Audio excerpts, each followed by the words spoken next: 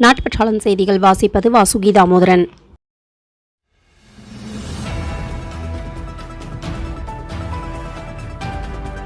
எரியோடு அருகே ரயிலில் அடிபட்டு நாகையா கோட்டையை சேர்ந்த பிச்சைமணி என்பவர் பரிதாபமாக உயிரிழந்தார். இதுகுறித்து railway police sub inspector Manikandan, SP, தனிப்பிரிவு காவலர் ராஜேஷ்குமார் ஆகியோர் சம்பவ இடத்திற்கு விரைந்து சென்று அவரது உடலை மீட்டு பிரேத பரிசோதனைக்காக திண்டுக்கல் அரசு மருத்துவமனைக்கு அனுப்பி வைத்தனர்.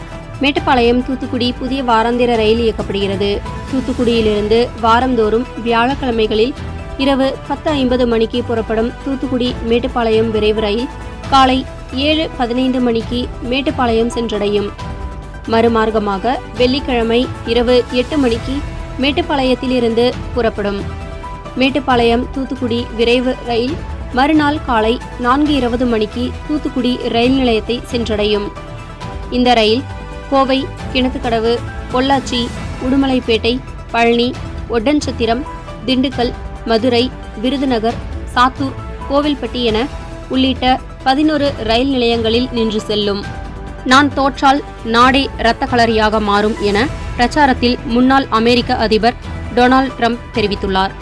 அனைத்திந்திய அண்ணா திராவிட முன்னேற்ற கழகத்தின் பெயர் மற்றும் கொடி சின்னத்தை முன்னாள் முதலமைச்சர் ஓ பன்னீர்செல்வம் வகையறா பயன்படுத்தக்கூடாது என சென்னை உயர்நீதிமன்றம் தீர்ப்பளித்துள்ளது.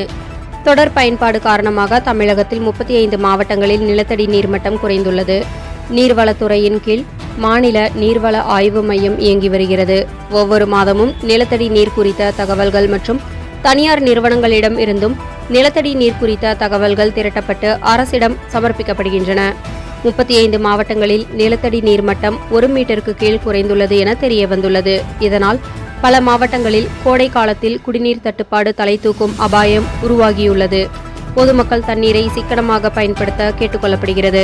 சொத்து குவிப்பு வழக்கில் சிறை தண்டனை பெற்ற பொன்முடிக்கு அமைச்சராக பதவி பிரமாணம் செய்து வைக்க கவர்னர் RN ரவி மறுப்பு தெரிவித்துள்ளார். அவர் நிரபராதி என நீதிமன்றம் அறிவிக்காததால் முதல்வர் ஸ்டாலினின் பரிந்துரையை நிராகரித்துள்ளதாக தகவல்.